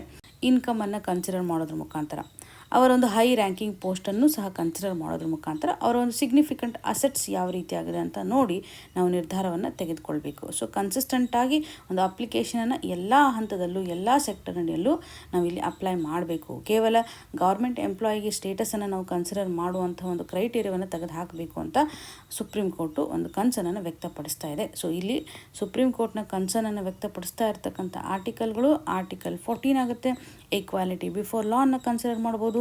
ಆರ್ಟಿಕಲ್ 15 ಸಬ್ ಕ್ಲಾಸ್ 4 ನಮಗೆ ಹೇಳುತ್ತೆ ಬ್ಯಾಕ್ವರ್ಡ್ ಕ್ಲಾಸಸ್ಗೆ ಸಂಬಂಧಪಟ್ಟಂಥ ಒಂದು ಸ್ಪೆಷಲ್ ಪ್ರೊವಿಷನನ್ನು ಕನ್ಸಿಡರ್ ಮಾಡುವಂಥದ್ದು. ಅಗೇನ್ ಆರ್ಟಿಕಲ್ 16 ಸಬ್ ಕ್ಲಾಸ್ 4 ನಡಿನಲ್ಲಿ ನೋಡುವಂಥದ್ದಾದರೆ ಪಬ್ಲಿಕ್ ಎಂಪ್ಲಾಯ್ಮೆಂಟ್ಗೆ ಸಂಬಂಧಪಟ್ಟಂಥ ಒಂದು ರಿಸರ್ವೇಷನ್. ಸೊ ಈ ಎಲ್ಲ ಆರ್ಟಿಕಲನ್ನು ಕನೆಕ್ಟ್ ಮಾಡಿದಾಗ ರಿಸರ್ವೇಷನ್ ರಿಲೇಟೆಡ್ ಇರುವಂತೆ, ಅದರಲ್ಲೂ ಕ್ರಿಮಿನಲ್ ರಿಲೇಟೆಡ್ ಇರ್ತಕ್ಕಂಥ ಒಂದು ಇಂದಿರಾ ಸಹಾನಿ ಕೇಸ್ ಏನಿದೆಯಲ್ಲ 1992ನಲ್ಲಿ ಇಂಪಾರ್ಟೆಂಟ್ ಆಗುತ್ತೆ.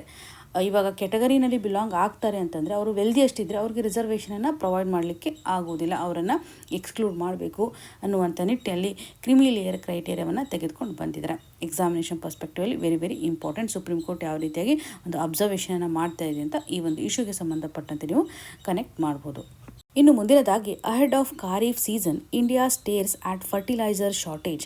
ಈ ಒಂದು ಇಶ್ಯೂ ನಮಗೆ GS ಪೇಪರ್ 3 ನಡಿಯಲ್ಲಿ ಅಗ್ರಿಕಲ್ಚರ್ ಸೆಕ್ಟರ್ಗೆ ಸಂಬಂಧಪಟ್ಟಂತೆ ಅಗ್ರಿಕಲ್ಚರ್ ಇನ್ಪುಟ್ನ ಆಧಾರದ ಮೇಲೆ ಫುಡ್ ಸೆಕ್ಯೂರಿಟಿ ಆಸ್ಪೆಕ್ಟ್ನ ಆಧಾರದ ಮೇಲೆ ಸಹ ಈ ಒಂದು ಇಶ್ಯೂನ ಕನೆಕ್ಟ್ ಮಾಡ್ಬೋದು. ಇಲ್ಲಿ ಗ್ಲೋಬಲ್ ಲೆವೆಲಲ್ಲಿ ನಡೀತಾ ಇರತಕ್ಕಂಥ ಒಂದು ಕ್ರೈಸಿಸ್ನಿಂದಾಗಿ ಫರ್ಟಿಲೈಸರ್ ಶಾರ್ಟೇಜ್ ಆಗುವಂಥ ಸಾಧ್ಯತೆ ಹೆಚ್ಚಾಗಿದೆ. ಯಾಕೆಂದರೆ ನಾವು ಹೆಚ್ಚು ಇಂಪೋರ್ಟ್ನ ಮುಖಾಂತರ ಡಿಪೆಂಡೆನ್ಸಿಯನ್ನು ತೋರಿಸ್ತಾ ಇದ್ದೇವೆ. ಇಲ್ಲಿ ಖಾರೀಫ್ ಸೀಸನ್ ಅಂತ ಬಂದಾಗ generally June to October kharif season ಅಂತ ನೋಡ್ತೇವೆ. ಈ ಒಂದು ಸೀಸನ್ನಲ್ಲಿ ರೈಸನ್ನು ಗ್ರೋ ಮಾಡ್ತಾರೆ, ಮೇಜನ್ನು ಗ್ರೋ ಮಾಡೋದಾಗಿ ನೋಡ್ಬೋದು. ಕಾಟನನ್ನು ಸಹ ಹೆಚ್ಚಾಗಿ ಬೆಳೀತಾರೆ. ಸೋಯಾಬೀನ್, ಶುಗರ್ ಕೇನ್ ಈ ರೀತಿಯಾದಂಥ ಕ್ರಾಪ್ಗಳ ಮೇಲೆ ಹೆಚ್ಚು ಪ್ರಾಶಸ್ತ್ಯವನ್ನು ಕೊಡ್ತಾರೆ. ಸೊ ಇಲ್ಲಿ ಫರ್ಟಿಲೈಸರ್ಸ್ಗಳ ಒಂದು ಅವಶ್ಯಕತೆ ಹೆಚ್ಚಾಗಿದೆ ಅಂತಲೇ ಗಮನ ಹರಿಸ್ಬೋದು. ಇವಾಗ ಯಾಕೆ ನಾವು ಫರ್ಟಿಲೈಸರ್ಗೆ ಸಂಬಂಧಪಟ್ಟಂಥ ತೊಂದರೆಯನ್ನು ಫೇಸ್ ಮಾಡುವಂಥ ಸಾಧ್ಯತೆ ಇದೆ? ಬಿಕಾಸ್ ಸಪ್ಲೈಗೆ ಸಂಬಂಧಿಸಿದಂಥ ಒಂದು ಕನ್ಸಿಡ್ರೇಷನ್ನ ಗಮನ ಹರಿಸ್ಬೋದು. ಇವಾಗ ನಾವು ಇಂಪೋರ್ಟನ್ನು ಹೆಚ್ಚು ಮಾಡ್ಕೊಳ್ತಾ ಇದ್ದೇವೆ. ಇಂಪೋರ್ಟ್ ಡಿಪೆಂಡೆನ್ಸಿಯನ್ನು ಫರ್ಟಿಲೈಸರ್ಗೆ ಸಂಬಂಧಪಟ್ಟಂತೆ ನೋಡ್ತಾ ಇದ್ದೀವಿ. ರಾ ಮಟೀರಿಯಲ್ಸ್ಗಳನ್ನು ಹೆಚ್ಚಾಗಿ ನಾವು ಇಂಪೋರ್ಟೇ ಮಾಡ್ಕೊಳ್ತೇವೆ. ಅದರಲ್ಲೂ ರಾಕ್ ಫಾಸ್ಫೇಟ್ ಅಂತ ನೋಡ್ಬೋದು. ರಾಕ್ ಫಾಸ್ಫೇಟ್ ಅಂತಂದರೆ ಇವಾಗ ಫಾಸ್ಫರಸ್ ಕಂಟೆಂಟನ್ನು ಹೊಂದಿರತಕ್ಕಂಥದ್ದು, ಹಾಗೂ ಪೊಟ್ಯಾಶ್ ಕಂಟೆಂಟನ್ನು ಸಹ ನಾವು ಇಂಪೋರ್ಟ್ ಮಾಡ್ಕೊಳ್ತೇವೆ. ಎಂಟೈರ್ಲಿ ಪೊಟ್ಯಾಶನ್ನ ಇಂಪೋರ್ಟ್ ಮಾಡ್ಕೊಳ್ತಾ ಇರುವಂಥದ್ದು, ಆಲ್ಮೋಸ್ಟ್ ಪೊಟ್ಯಾಶನ್ನ ನಾವು ಇಂಪೋರ್ಟ್ ಮಾಡ್ಕೊಳ್ತಾ ಇದ್ದೀವಿ, ಹಾಗೂ ಸಲ್ಫರನ್ನು ಸಹ ಇಂಪೋರ್ಟ್ ಮಾಡ್ಕೊಳ್ತಾ ಇರುವಂಥ ಸ್ಥಿತಿಗತಿಗಳನ್ನು ನೋಡ್ತಾ ಇದ್ದೀವಿ. ಡೊಮೆಸ್ಟಿಕ್ ಲೆವೆಲಲ್ಲಿ ತುಂಬ ಸ್ಮಾಲ್ ಪ್ರೊಡಕ್ಷನನ್ನು ನಾವು ಮಾಡ್ತಾ ಇದ್ದೇವೆ. ಗ್ಲೋಬಲ್ ಲೆವೆಲಲ್ಲಿ ಇವಾಗ ಟೆನ್ಷನ್ ಕ್ರಿಯೇಟ್ ಆಗಿದೆ. ಗ್ಲೋಬಲ್ ಲೆವೆಲಲ್ಲಿರುವಂಥ ಒಂದು ವಾರ್ ಸಿಚುವೇಷನ್ನಿಂದಾಗಿ, ವೆಸ್ಟ್ ಏಷ್ಯಾ ಮತ್ತು ರೀಜನಲ್ ಎಫೆಕ್ಟ್ನಿಂದಾಗಿ ಶಿಪ್ಪಿಂಗ್ ರೂಟ್ನ ಆಧಾರದ ಮೇಲೆ ಕೆಲವೊಂದಿಷ್ಟು ಡಿಸ್ರಪ್ಷನ್ ಆಗ್ತಾ ಇದೆ. ಸಪ್ಲೈ ಚೈನ್ ನಡಿನಲ್ಲೂ ಸಹ ಒಂದು ಬದಲಾವಣೆ ಆಗ್ತಾ ಇದೆ. ಗ್ಲೋಬಲ್ ಲೆವೆಲಲ್ಲಿರ್ತಕ್ಕಂಥ ಒಂದು ಬೆಲೆನೂ ಸಹ, ಪ್ರೈಸಸ್ಸು ಸಹ ಹೆಚ್ಚಾಗ್ತಾ ಇರುವಂಥ ಸ್ಥಿತಿಗತಿಗಳನ್ನು ನೋಡ್ತಾ ಇದ್ದೀವಿ. ಸೊ ಇಲ್ಲಿ ಯಾವ ರೀತಿಯಾಗಿ ಫರ್ಟಿಲೈಸರ್ಗೆ ಸಂಬಂಧಪಟ್ಟಂತೆ ಒಂದು ಗ್ಲೋಬಲ್ ಲೆವೆಲಲ್ಲಿ ಇಶ್ಯೂಗಳು ಕ್ರಿಯೇಟ್ ಆಗಿದೆ ಅಂತ. ಹಾಗಾಗಿ ಫರ್ಟಿಲೈಸರ್ಗಳ ಒಂದು ಬೆಲೆನೂ ಸಹ ಹೆಚ್ಚಾಗ್ತಕ್ಕಂಥ ಸಾಧ್ಯತೆ ಇದೆ. ಜೊತೆಗೆ ನೈಟ್ರೋಜನ್ ಫರ್ಟಿಲೈಸರ್ಸನ್ನು ಡೆವಲಪ್ ಮಾಡುವಂಥ ಹಂತದಲ್ಲಿ ನಮಗೆ ನ್ಯಾಚುರಲ್ ಗ್ಯಾಸ್ನ ಒಂದು ಅವಶ್ಯಕತೆ ಇರುತ್ತೆ. ಇವಾಗ ಗ್ಯಾಸ್ನ ಒಂದು ಪ್ರೈಸ್ ಹೆಚ್ಚಾಗಿದೆ ಅಂತ ನೋಡ್ಬೋದಲ್ವಾ. ಫರ್ಟಿಲೈಸರ್ಗಳ ಒಂದು ಪ್ರೊಡಕ್ಷನ್ನು ಆಟೋಮೆಟಿಕ್ಲಿ ಕಾಸ್ಟ್ಲಿ ಆಗುವಂಥ ಸಾಧ್ಯತೆ ಇದೆ. ಕಚ್ಚಾ ವಸ್ತುಗಳು ಹೆಚ್ಚಾಗಿದೆ ಅಂತಂದಾಗ ಆಟೋಮೆಟಿಕ್ಲಿ ಪ್ರಾಡಕ್ಟು ಸಹ ಹೆಚ್ಚಾಗಲೇಬೇಕಲ್ವಾ. ಸೊ ಈ ಒಂದು ಹಂತದಲ್ಲಿ ಸರ್ಕಾರದ ಒಂದು ಕನ್ಸರ್ನ್ ಏನಿದೆ ಅಂತಂದರೆ ಸ್ಟ್ರಕ್ಚರಲ್ ವಲ್ನರಬಿಲಿಟಿಯನ್ನು ನೋಡ್ಬೋದು. ಇವಾಗ ಹೆಚ್ಚು ನಾವು ಇಂಪೋರ್ಟನ್ನೇ ಮಾಡ್ಕೊಳ್ತಾ ಇದ್ದೀವಲ್ವ. ಗ್ಲೋಬಲ್ ಲೆವೆಲಲ್ಲಿ ಆಗ್ತಾ ಇರುವಂಥ ಒಂದು ಪ್ರೈಸ್ ಶಾಕ್ನಿಂದ ಕರೆನ್ಸಿ ಲೆವೆಲಲ್ಲಿ ಫ್ಲಕ್ಚುಯೇಷನ್ ಆದ್ರೂ ಕೂಡ, ಸಪ್ಲೈ ಲೆವೆಲಲ್ಲಿ ಬದಲಾವಣೆ ಆದರೂ ಕೂಡ ನಮಗೆ ಸಾಕಷ್ಟು ಇಂಪ್ಯಾಕ್ಟ್ ಆಗುತ್ತೆ. ಡಿಪೆಂಡೆನ್ಸಿನ ಹೆಚ್ಚಾಗಿ ತೋರಿಸ್ತಾ ಇದ್ದೇವೆ ಅಂತಲೇ ನಾವು ಗಮನ ಹರಿಸ್ಬೋದು. ಇದರೊಂದಿಗೆ ಸಬ್ಸಿಡಿ ಬರ್ಡನ್ನು ಸಹ ಸರ್ಕಾರದ ಮೇಲೆ ಹೆಚ್ಚಿದೆ. ಫರ್ಟಿಲೈಸರ್ ಅಂತ ಬಂದಾಗ ಹೆವಿ ಸಬ್ಸಿಡೀಸನ್ನು ಸರ್ಕಾರ ಕೊಡುತ್ತೆ, ಎಕ್ಸಂಪ್ಷನನ್ನು ಕೊಡುತ್ತೆ. ಯಾಕೆಂದರೆ ಅಗ್ರಿಕಲ್ಚರ್ಗೆ ಸಂಬಂಧಪಟ್ಟಂತೆ ಒಂದು ಪ್ರೊಡಕ್ಟಿವಿಟಿಯನ್ನು ಎನ್ಶೋರ್ ಮಾಡೋದು ತುಂಬ ಇಂಪಾರ್ಟೆಂಟ್ ಆಗುತ್ತೆ. ಬಿಕಾಸ್ ಸರ್ಕಾರ ಫುಡ್ ಸೆಕ್ಯೂರಿಟಿಯನ್ನು ಸಹ ಎನ್ಶೋರ್ ಮಾಡಬೇಕಲ್ವಾ. ಸೊ ಇದರ ಆಧಾರದ ಮೇಲೆ ಹೆಚ್ಚಿನ ಪ್ರಮಾಣದಲ್ಲಿ ಫರ್ಟಿಲೈಸರ್ಗೆ ಸಂಬಂಧಿಸಿದಂಥ ಒಂದು ಸಬ್ಸಿಡೀಸನ್ನು ಕೊಡ್ತಾರೆ, ಫಾರ್ಮರ್ಸ್ಗಳಿಗೆ ಬೆನಿಫಿಟ್ ಆಗಲಿ ಅಂತ. ಇದರ ಮೇಲೆ ಸಾಕಷ್ಟು ಕೋಟಿಗಳಷ್ಟು ದುಡ್ಡನ್ನು ಇನ್ವೆಸ್ಟ್ ಮಾಡೋದಾಗಿ ನಾವು ಗಮನ ಹರಿಸ್ಬೋದು. ಸೊ ಇಲ್ಲಿ ಒಂದು ಸೊಲ್ಯೂಷನನ್ನು ಪ್ರಪೋಸ್ ಮಾಡ್ತಾ ಇದ್ದಾರೆ. ಸೊ ಯಾವ ರೀತಿಯಾದಂಥ ಸೊಲ್ಯೂಷನ್ ಅಂತಂದರೆ ಫರ್ಟಿಲೈಸರ್ ಸಪ್ಲೈ ಸೆಕ್ಯೂರಿಟಿ ಫಂಡ್ ಅಂತ. ಫರ್ಟಿಲೈಸರ್ ಸಪ್ಲೈ ಸೆಕ್ಯೂರಿಟಿ ಫಂಡ್ ಅಂತ. ಸೊ ಇದರ ಒಂದು ಪರ್ಪಸ್ ಏನಿದೆ ಅಂತಂದರೆ, ನಾವು ಫರ್ಟಿಲೈಸರ್ಗೆ ಸಂಬಂಧಪಟ್ಟಂತೆ ಒಂದು ಬಫರ್ ಸ್ಟಾಕನ್ನು ಮೇಂಟೈನ್ ಮಾಡ್ಬೋದಲ್ವಾ. ಸೊ ಇಲ್ಲಿ ಒಂದು ಸೆಕ್ಯೂರಿಟಿ ಫಂಡ್ನ ಮುಖಾಂತರ ನಾವು ಏನು ಮಾಡಬೇಕಾಗುತ್ತೆ, ಸ್ಟಾಕನ್ನು ಮೇಂಟೈನ್ ಮಾಡಬೇಕಾಗುತ್ತೆ. ಗ್ಲೋಬಲ್ ಲೆವೆಲಲ್ಲಿ ಅನ್ಸರ್ಟನಿಟಿ ಆಗಿರ್ಬೋದು, ಪ್ರೈಸಲ್ಲಿ ಫ್ಲಕ್ಚುಯೇಷನ್ ಆಗಿರ್ಬೋದು, ಈ ಒಂದು ಹಂತದಲ್ಲಿ ಬಫರ್ ಸ್ಟಾಕ್ ಸಹಕಾರಿ ಆಗಲಿದೆ ಅಂತ ಹೇಳ್ಬೋದು. ಹಾಗೂ ಕ್ರೈಸಿಸ್ನ ಹಂತದಲ್ಲಿ ನಾವು ನೋಡಿದಾಗ ಒಂದು ಸಪ್ಲೈ ಏನಿರುತ್ತಲ್ಲ ಅದನ್ನು ಸ್ಟೆಬಿಲೈಸ್ ಮಾಡಬೇಕು. ಸೊ ಅನ್ನೆಸೆಸರಿ ಸಪ್ಲೈ ಮಾಡುವಂಥದ್ದಾಗಿರಬಾರ್ದು, ಅಥವಾ ಎಷ್ಟು ನೀಡಿದೆ ಅದರ ಆಧಾರದ ಮೇಲೆ ಒಂದು ಸಪ್ಲೈನ ಮಾಡಬೇಕು, ಸ್ಟೆಬಿಲೈಸ್ ಮಾಡಬೇಕು ಅನ್ನುವಂಥ ನಿಟ್ಟಿನಲ್ಲಿ. ಹಾಗೂ ಒಂದು ಪ್ಯಾನಿಕ್ನೆಸ್ ಕ್ರಿಯೇಟ್ ಆಗುತ್ತಲ್ಲ, ಆ ಒಂದು ಪ್ಯಾನಿಕ್ನೆಸ್ಸನ್ನು ಕಡಿಮೆ ಮಾಡಬೇಕು, ಶಾರ್ಟೇಜ್ ಆಗಿದೆ ಅನ್ನುವಂಥ ಒಂದು ಪ್ಯಾನಿಕ್ನೆಸ್ಸನ್ನು ರೆಡ್ಯೂಸ್ ಮಾಡಬೇಕು ಅನ್ನುವಂಥ ನಿಟ್ಟಿನಲ್ಲಿ ಫರ್ಟಿಲೈಸರ್ ಸಪ್ಲೈ ಸೆಕ್ಯೂರಿಟಿ ಫಂಡನ್ನು ತೆಗೆದುಕೊಂಡು ಬರಬೇಕು, ಕ್ರಿಯೇಷನ್ ಮಾಡಬೇಕು ಅಂತ ಒಂದು ಸೊಲ್ಯೂಷನನ್ನು ಪ್ರಪೋಸ್ ಮಾಡಿದ್ದಾರೆ. ಬಿಕಾಸ್ ನಮಗೆ ಫರ್ಟಿಲೈಸರ್ ಇಂಪಾರ್ಟೆಂಟ್ ಆಗುತ್ತೆ. ಫರ್ಟಿಲೈಸರ್ ಇವತ್ತು ಶಾರ್ಟೇಜ್ ಆಗಿದೆ ಅಂತಂದಾಗ, ಕಡಿಮೆ ಆಗಿದೆ ಅಂತ ಅಂದ್ಕೊಳ್ಳಿ, ಇದರಿಂದ ಕ್ರಾಪ್ ಪ್ರೊಡಕ್ಷನು ಸಹ ಆಟೋಮೆಟಿಕ್ಲಿ ಕಡಿಮೆ ಆಗುತ್ತೆ. ಆಮೇಲೆ ಫುಡ್ಡು ಸಹ ಏನಾಗುತ್ತೆ, ಫುಡ್ ಸಪ್ಲೈ ನಡಿನಲ್ಲಿ ಕಡಿಮೆ ಆಗ್ತಕ್ಕಂಥ ಸಾಧ್ಯತೆ ಇರುತ್ತೆ. ಇದರಿಂದ ಕೆಲವೇ ಕಮೋಡಿಟೀಸ್ಗಳು ಅವೈಲೇಬಲ್ ಇರೋದ್ರಿಂದ, ಕಡಿಮೆ ಸಪ್ಲೈ ಇರೋದ್ರಿಂದ ಇನ್ಫ್ಲೇಷನ್ ಸಹ ಆಟೋಮೆಟಿಕ್ಕಾಗಿ ಆಗುತ್ತಲ್ವ. ಫಾರ್ಮರ್ಗಳು ಸಹ ಒಂದು ಡಿಸ್ಟ್ರೆಸ್ ನಡಿನಲ್ಲಿ ಬರ್ತಾ ಇರೋದನ್ನು ಗಮನ ಹರಿಸ್ಬೋದು. ಫರ್ಟಿಲೈಸರ್ಸ್ ನಡಿನಲ್ಲಿರ್ತಕ್ಕಂತಹ ಪ್ರೈಮರಿ ನ್ಯೂಟ್ರಿಯೆಂಟ್ಸ್ ಅಂತಂದರೆ NPK ಅಲ್ವಾ. ನೈಟ್ರೋಜನ್ನ ಒಂದು ಕಾಂಟ್ರಿಬ್ಯೂಷನ್ ಯಾವ ರೀತಿ ಆಗುತ್ತೆ, ಲೀಫ್ಗಳ ಒಂದು ಗ್ರೋತ್ಗೆ ಸಂಬಂಧಪಟ್ಟಂತೆ. ಹಾಗೂ ಫಾಸ್ಫರಸ್ ಅಂತ ಬಂದಾಗ ರೂಟ್ಸ್ ಆಗಿರ್ಬೋದು, ಫ್ಲವರಿಂಗ್ಗೆ ಸಂಬಂಧಪಟ್ಟಂಥ ಒಂದು ಕಾಂಟ್ರಿಬ್ಯೂಷನನ್ನು ಮಾಡುತ್ತೆ. ಪೊಟ್ಯಾಷಿಯಮ್ ಡಿಸೀಸ್ ರೆಸಿಸ್ಟೆನ್ಸನ್ನು ತೋರಿಸುತ್ತೆ. ಹಾಗಾಗಿ ಈ ಎಲ್ಲ ನ್ಯೂಟ್ರಿಯೆಂಟ್ಸ್ಗಳು ಇಂಪಾರ್ಟೆನ್ಸನ್ನು ತೋರಿಸುತ್ತೆ. ಸೊ ಇದರಿಂದ ನಾವು ಅಗ್ರಿಕಲ್ಚರ್ ಸೆಕ್ಟರ್ ನಡೆಯಲ್ಲಿ ಪ್ರೊಡಕ್ಟಿವಿಟಿಯನ್ನು ಎನ್ಶೋರ್ ಮಾಡಲಿಕ್ಕೆ ಸಾಧ್ಯತೆ ಇದೆ. ಸೊ ಹಾಗಾಗಿ ಇಲ್ಲಿರುವಂಥ ಬೇಸಿಕ್ ಕನ್ಸರ್ನ್ ಅಂತಂದರೆ ಫುಡ್ ಸೆಕ್ಯೂರಿಟಿ ಆಸ್ಪೆಕ್ಟ್ನ ಆಧಾರದ ಮೇಲೆ ಇರ್ಬೋದು. ಸಬ್ಸಿಡಿಯ ಒಂದು ಬರ್ಡನು ಸಹ ಇಲ್ಲಿ ಹೆಚ್ಚಾಗಿದೆ. ಗ್ಲೋಬಲ್ ಲೆವೆಲಲ್ಲಿ ಆಗ್ತಾ ಇರುವಂಥ ಒಂದು ಅನ್ಸರ್ಟನಿಟಿಯಿಂದ ನಾವು ಹೆಚ್ಚು ಡಾಲರ್ನ ಎಕ್ಸ್ಪೆಂಡಿಚರ್ ಮಾಡಬೇಕಾಗತ್ತೆ, ಹೆಚ್ಚು ಪ್ರೈಸ್ ಕೊಟ್ಟು ಇಂಪೋರ್ಟನ್ನು ಮಾಡ್ಕೋಬೇಕಾಗಿರತಕ್ಕಂಥ ಒಂದು ಸ್ಥಿತಿಗತಿಗಳು ಬರುತ್ತೆ. ಇದರಿಂದ ನಮ್ಮ ಕರೆಂಟ್ ಅಕೌಂಟ್ ಡೆಫಿಸಿಟ್ ಇನ್ನೂ ಹೆಚ್ಚಾಗುತ್ತೆ. ಬಿಕಾಸ್ ಟ್ರೇಡ್ ನಡಿನಲ್ಲಿ ಒಂದು ಡೆಫಿಸಿಟನ್ನು ನಾವು ತೋರಿಸ್ತೇವೆ ಅಂತಲೇ ಹೇಳ್ಬೋದು. ಟ್ರೇಡ್ ಡೆಫಿಸಿಟ್ ಇವಾಗ ಹೆಚ್ಚಾಗುವಂಥದ್ದು, ಇಂಪೋರ್ಟನ್ನು ನಾವು ಜಾಸ್ತಿ ಮಾಡ್ಕೊಳ್ತೇವೆ ಅನ್ನುವಂಥದ್ದನ್ನು ಗಮನ ಹರಿಸ್ಬೋದು. Very very important for exam. ಇನ್ನು ಮುಂದಿನದಾಗಿ ಸೈನ್ಸ್ ಸೆಕ್ಷನಿಂದ ಕೆಲವೊಂದಿಷ್ಟು ವಿದ್ಯಮಾನಗಳನ್ನು ನಾವು ನೋಡಬೇಕಾಗುತ್ತೆ. ಕೆಲವು ಇಂಟ್ರೆಸ್ಟಿಂಗ್ ಫ್ಯಾಕ್ಟ್ಸ್ಗಳನ್ನು ಸಹ ಇಲ್ಲಿ ಮೆನ್ಷನ್ ಮಾಡಿದ್ದಾರೆ. ಮೊದಲನೇ ಹಂತದಲ್ಲಿ ಬನಾನಾದಲ್ಲಿ ಇರುವಂಥ ಒಂದು ಯೂನಿಕ್ ಸ್ಮೆಲ್ಲಿಂಗ್ ಕಂಡೀಷನ್ಗೆ ಕಾರಣ ಏನಿದೆ, source of ripening banana unique scent found ಅಂತ.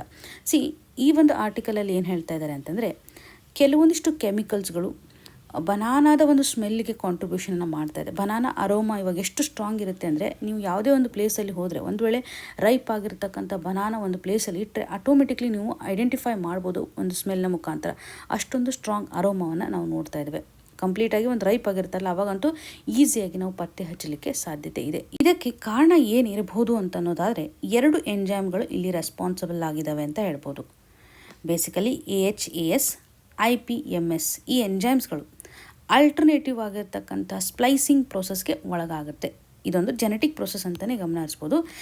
ಇವಾಗ ಒಂದೇ ಒಂದು ಜೀನ್ ಇರುತ್ತೆ. ಈ ಒಂದು ಜೀನ್ ಏನು ಮಾಡುತ್ತೆ, ಮಲ್ಟಿಪಲ್ ಆಗಿರ್ತಕ್ಕಂಥ ಪ್ರೋಟೀನ್ ವರ್ಷನನ್ನು ತೋರಿಸುತ್ತೆ. ಒರಿಜಿನಲ್ ಕಂಟೆಂಟ್ ಇರುತ್ತೆ, ಇದರ ಮುಖಾಂತರ ಕಾಪಿಯನ್ನು ಮಾಡ್ಕೊಳ್ತಾ ಹೋಗುವಂಥ ಹಂತದಲ್ಲಿ ಎಕ್ಸಾಂಪಲನ್ನು ಗಮನ ಹರಿಸ್ಬೋದು. ಒಂದು ಪರ್ಟಿಕ್ಯುಲರ್ ಜೀನ್ ಏನು ಮಾಡುತ್ತೆ, ಒಂದು ಅಲ್ಟರ್ನೇಟಿವ್ ಆಗಿರ್ತಕ್ಕಂಥ ಪ್ರೋಟೀನ್ ವರ್ಷನ್ಸ್ಗಳನ್ನು ಡೆವಲಪ್ ಮಾಡ್ತಾ ಹೋಗುತ್ತೆ. ಸೊ ಅದೇ ರೀತಿಯಾಗಿ ಈ 2 ಎಂಜೈಮ್ಸ್ಗಳು ಸ್ಪ್ಲೈಸಿಂಗ್ನ ಮುಖಾಂತರ ಡಿಫ್ರೆಂಟ್ ವೇರಿಯೇಷನ್ಸನ್ನು ಅಲ್ಟರ್ನೇಟಿವಲ್ಲಿ ತೋರಿಸ್ತಾ ಹೋಗುತ್ತೆ ಅಂತ ಹೇಳ್ಬೋದು. ಕಂಟಿನ್ಯೂಸ್ ಆಗಿ ವರ್ಕಿಂಗ್ ಮಾಡೋದ್ರ ಮುಖಾಂತರ ಒಂದು ಅರೋಮಾ ಬರುತ್ತೆ, ನಾನ್ ಸ್ಟಾಪ್ ಆಗಿರ್ತಕ್ಕಂಥ ಅರೋಮಾವನ್ನು ನಾವು ಗಮನ ಹರಿಸ್ಬೋದು. 2 ಎಂಜೈಮ್ಸ್ಗಳು ರೆಸ್ಪಾನ್ಸಿಬಲ್ ಇದ್ದಾವೆ. 2 ಸಹ ಎಂಜೈಮ್ಸ್ಗಳು ಚೇಂಜ್ ಆಗೋದ್ರ ಮುಖಾಂತರ ಡಿಸ್ಟಿಂಕ್ಟಿವ್ ಆಗಿರ್ತಕ್ಕಂಥ ಒಂದು ಸ್ಮೆಲ್ಲನ್ನು ತೆಗೆದುಕೊಂಡು ಬರ್ತವೆ ಅಂತ. ಸೊ ಇಲ್ಲಿ ಪರ್ಟಿಕ್ಯುಲರ್ಲಿ ಒಂದು ಇಂಪಾರ್ಟೆಂಟ್ ಬನಾನಾ ಈಸ್ಟರ್ ಅನ್ನುವಂಥ ಕೆಮಿಕಲ್ ಅಥವಾ ಕ್ಲಾಸಿಕ್ ಸೆಂಟ್ ಬರಲಿಕ್ಕೆ ಕಾರಣ ಏನಂತಂದರೆ ಐಸೋಅಮೈಲ್ ಅಸಿಟೇಟ್ ಆಗಿದೆ, ಅಥವಾ ಬನಾನಾ ಈಸ್ಟರ್ ಅಂತಕ್ಕಂಥ ನೇಮಿಂದನೂ ಕರೀತಾರೆ. ಇವಾಗ ಬನಾನಾ ಓವರ್ ರೈಪ್ ಆಗಲಿಕ್ಕೆ ಕಾರಣಗಳು ಏನಿದೆ ಅಂತಂದರೆ, ತುಂಬ ಶುಗರ್ ಕಂಟೆಂಟನ್ನು ನಾವು ನೋಡ್ತೇವೆ. ಹಾಗೂ ಈ ಒಂದು ಬನಾನಾದ ಸೆಲ್ ವಾಲ್ಸ್ಗಳು ಬ್ರೇಕ್ ಡೌನ್ ಆಗೋದ್ರ ಮುಖಾಂತರ ಸಹ ಅರೋಮಾ ಹೊರಗಡೆ ಬರುತ್ತೆ, ಕೆಮಿಕಲ್ಸ್ಗಳು ರಿಲೀಸ್ ಆಗೋದನ್ನು ನೋಡ್ಬೋದು. ಹಾಗಾಗಿ ಸ್ಟ್ರಾಂಗ್ ಆಗಿರುವಂಥ ಅರೋಮಾವನ್ನು ನಾವು ಎಕ್ಸ್ಪೀರಿಯನ್ಸ್ ಮಾಡ್ತೀವಿ. ಅಗೇನ್ ಎಂಜೈಮ್ಸ್ಗಳು ಸಹ ಆ್ಯಕ್ಟಿವ್ ಆಗಿರೋದ್ರಿಂದ ನಾವು ಸ್ಟ್ರಾಂಗ್ ಆಗಿರ್ತಕ್ಕಂಥ ಅರೋಮಾವನ್ನು ರಿಸೀವ್ ಮಾಡ್ತಾ ಇದ್ದೇವೆ. ಎಕ್ಸಾಮಿನೇಷನ್ ಪರ್ಸ್ಪೆಕ್ಟಿವಲ್ಲಿ ಈ ಒಂದು ಎಂಜೈಮ್ಸ್ಗಳು ಇಂಪಾರ್ಟೆಂಟ್ ಆಗುತ್ತೆ. ಹಾಗೂ ಆಲ್ಟರ್ನೇಟಿವ್ ಸ್ಪ್ಲೈಸಿಂಗ್ ಪ್ರೊಸೆಸ್ ಏನಿದೆ ಅಂತ ನಿಮಗೆ ಕ್ಲಿಯರಾಗಿ ಗೊತ್ತಿರಲಿ. ಒಂದು ಜೀನ್ ಏನು ಮಾಡುತ್ತೆ, ಪರ್ಟಿಕ್ಯುಲರಿ ಒಂದು ಪ್ರೋಟೀನ್ಗಳ ಮಲ್ಟಿಪಲ್ ಎಕ್ಸ್ಪ್ರೆಷನನ್ನು ಕೊಡ್ತಾ ಇರ್ತಕ್ಕಂಥ ಸ್ಥಿತಿಗತಿಗಳನ್ನು ಗಮನಿಸ್ಬೋದು. ಪ್ರಸ್ತುತವಾಗಿ ಇಲ್ಲಿರುವಂಥ ಎಂಜೈಮ್ಸ್ಗಳು ಯಾವ ರೀತಿ ಅಂತ ಅಲ್ಟರ್ನೇಟಿವ್ ಎಕ್ಸ್ಪ್ರೆಷನನ್ನು ಕೊಡ್ತಾ ಇದೆ. ಆಫ್ ಸ್ವಿಚ್ ಈ ರೀತಿಯಾಗಿ ಚೇಂಜಸನ್ನು ಮಾಡೋದ್ರ ಮುಖಾಂತರ ಒಂದು ಕೆಮಿಕಲನ್ನು ಇಲ್ಲಿ ಪ್ರೊಡ್ಯೂಸ್ ಮಾಡ್ತಾ ಇದೆ. ಸ್ಟ್ರಾಂಗ್ ಆಗಿರ್ತಕ್ಕಂಥ ಅರೋಮಾ ಬನಾನಲ್ಲಿ ಇರಲಿಕ್ಕೆ ಕಾರಣ ಏನಿದೆ ಅಂತ ನೀವು ಕ್ಲಿಯರ್ ಆಗಿ ಇಲ್ಲಿ ನೆನ್ಪಿಟ್ಕೊಳ್ಬೇಕಾಗುತ್ತೆ. And next thing is new ecological ways to vaccinate bats. ಇಲ್ಲಿ ಕೂಡ ಇಂಟ್ರೆಸ್ಟಿಂಗ್ ಫ್ಯಾಕ್ಟನ್ನು ನೋಡ್ಬೋದು. ಝೋನೋಟಿಕ್ ಡಿಸೀಸಸ್ ಅಂತ ಬಂದಾಗ ಆ್ಯನಿಮಲ್ಸಿಂದ ಮಾನವನಿಗೆ ಹರಡ್ತಕ್ಕಂಥ ರೋಗಗಳಂತ ಹೇಳ್ಬೋದು.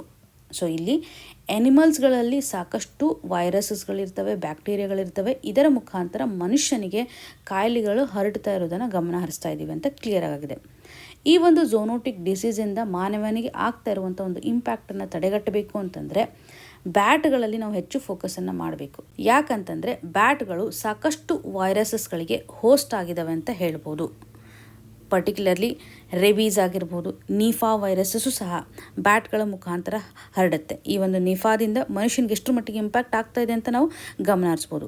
ಸೊ ಈ ಒಂದು ಹಂತದಲ್ಲಿ ಬ್ಯಾಟ್ಗಳಿಗೆ ವ್ಯಾಕ್ಸಿನೇಷನ್ ಮಾಡಬೇಕು ಅಂತ ಒಂದು ರಿಸರ್ಚಸ್ಗಳು, ಅದರಲ್ಲೂ ನ್ಯಾಚುರಲ್ ಮೆಥಡ್ನ ಮುಖಾಂತರ ನಾವು ಬ್ಯಾಟ್ಗಳನ್ನು ವ್ಯಾಕ್ಸಿನೇಷನ್ ಮಾಡೋದು ಇಂಪಾರ್ಟೆಂಟ್. ಸೊ ಇಲ್ಲಿ ಇಂಡಿವಿಜುವಲ್ ಬೇಸಿಸ್ನ ಆಧಾರದ ಮೇಲೆ ಕ್ಯಾಪ್ಚರ್ ಮಾಡಿ ನಾವು ವ್ಯಾಕ್ಸಿನೇಟ್ ಮಾಡಲಿಕ್ಕೆ ಆಗುತ್ತಾ ಅಂತಂದರೆ ಇಲ್ಲ, ಆಗೋದಿಲ್ಲ. ಸೊ ಹಾಗಾಗಿ ಆ್ಯನಿಮಲ್ಸ್ಗಳಿಂದ ಸ್ಪ್ರೆಡ್ ಆಗುವಂಥ ಈ ಒಂದು ಡಿಸೀಸನ್ನು ತಡೆಗಟ್ಟಬೇಕು ಅಂತಂದರೆ ಯಾವ ರೀತಿ ಅಂತ ಸ್ಟೆಪ್ಸನ್ನು ತೆಗೆದುಕೊಳ್ಬೇಕು. 2 ಮೆಥಡನ್ನು ಈ ಒಂದು ಆರ್ಟಿಕಲ್ ನಡಿಯಲ್ಲಿ ಗಮನ ಹರಿಸ್ಬೋದು. ಹ್ಯೂಜ್ ಕಾಲನೀಸ್ ಇರೋದ್ರಿಂದ, ಅದರಲ್ಲೂ ಈ ಒಂದು ಬ್ಯಾಟ್ಗಳು ಲಾಂಗ್ ಡಿಸ್ಟೆನ್ಸ್ ಟ್ರಾವೆಲ್ ಮಾಡೋದ್ರಿಂದ ಎಕ್ಸಾಕ್ಟ್ಲಿ ನಮಗೆ ಟ್ರ್ಯಾಕ್ ಮಾಡಲಿಕ್ಕೆ ಆಗೋದಿಲ್ಲ. ಹಾಗಾಗಿ ಎಲ್ಲಿ ಕಾಲನೀಸ್ಗಳು ಇರುತ್ತಲ್ಲ, ಸೊ ಈ ಕಾಲನೀಸ್ಗಳನ್ನು ಐಡೆಂಟಿಫೈ ಮಾಡೋದ್ರ ಮುಖಾಂತರ ಮೊದಲ ಹಂತದಲ್ಲಿ ಸೊಳ್ಳೆಗಳಲ್ಲಿ, ಮಾಸ್ಕಿಟೋಗಳಲ್ಲಿ ವ್ಯಾಕ್ಸಿನನ್ನು ಹಾಕ್ತಾರೆ.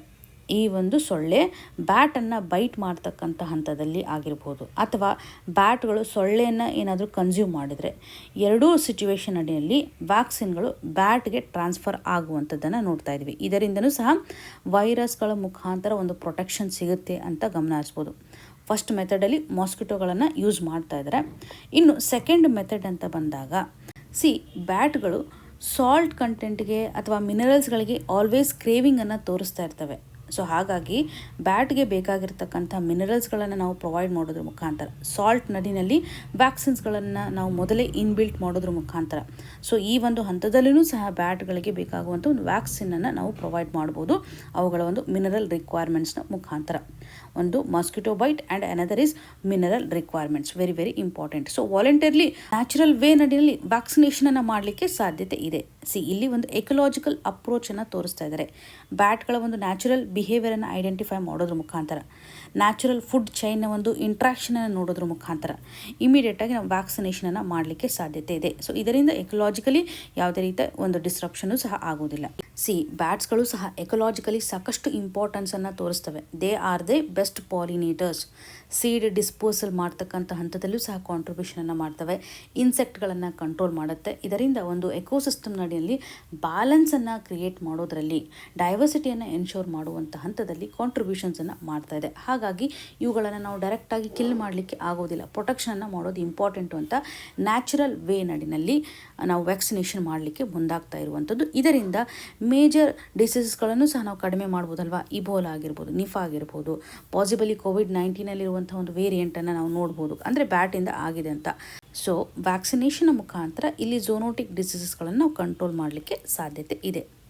ಇನ್ನು ಮುಂದಿನ ಹಂತದಲ್ಲಿ test disfavours acrylonitrile cells in Titan lakes. ಇಲ್ಲಿ ಸತತವಾಗಿ ಸೈಂಟಿಸ್ಟ್ಗಳು ಬೇರೆ ಒಂದು ಗ್ರಹ ಆಗಿರ್ಬೋದು, ಉಪಗ್ರಹದಲ್ಲಿ ಲೈಫ್ ಸಸ್ಟೈನ್ ಆಗಲಿಕ್ಕೆ ಅಥವಾ ಹೊಸದಾಗಿ ಏನಾದರೂ ಜೀವಿ ಉತ್ಪತ್ತಿ ಆಗುತ್ತಾ, ಏನಾದರೂ ಫ್ಯಾಕ್ಟರ್ಸ್ಗಳು ಇದಾವ ಅನ್ನುವಂತಹ ನಿಟ್ಟಿನಲ್ಲಿ ಸಂಶೋಧನೆಯನ್ನು ಜಾರಿಯಲ್ಲೇ ಇಟ್ಟಿದ್ದಾರೆ. ಸತತವಾಗಿರ್ತಕ್ಕಂಥ ಪ್ರಯತ್ನವನ್ನು ಮಾಡ್ತಾ ಇದ್ದಾರೆ ಅಂತಲೇ ಹೇಳ್ಬೋದು. ಇದೇ ಒಂದು ಪ್ರಯತ್ನದಲ್ಲಿ ಇವರು ಐಡೆಂಟಿಫೈ ಮಾಡ್ತಾ ಇರೋದು ಏನಂತಂದರೆ, ಈ ಮೊದಲು ಟೈಟಾನ್ ಅಂತ ಏನಿದೆಯಲ್ಲ, ಇದೊಂದು ಸ್ಯಾಟರ್ನ ಲಾರ್ಜೆಸ್ಟ್ ಮೂನ್ ಅಂತ ಅನಿಸ್ಕೊಳ್ಳುತ್ತೆ. ಸ್ಯಾಟರ್ನ್ ಉಪಗ್ರಹದ ಒಂದು ಉಪಗ್ರಹವಾಗಿರ್ತಕ್ಕಂಥ ಟೈಟಾನಲ್ಲಿ ಲೈಫ್ ಸಸ್ಟೈನ್ ಆಗಬಹುದು. ಕೆಲವು ಸಪೋರ್ಟಿಂಗ್ ರೀಸನ್ಸ್ಗಳನ್ನು ಸಹ ಈ ಮೊದಲು ಕೊಟ್ಟಿರ್ತಾರೆ.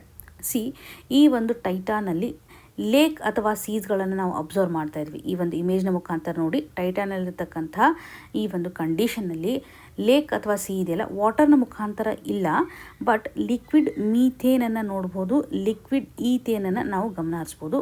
ಇಲ್ಲಿರುವಂಥ ಒಂದು ಟೆಂಪ್ರೇಚರ್ -180 ಡಿಗ್ರಿ ಸೆಲ್ಸಿಯಸ್ ಇರೋದನ್ನು ಗಮನ ಹರಿಸ್ಬೋದು.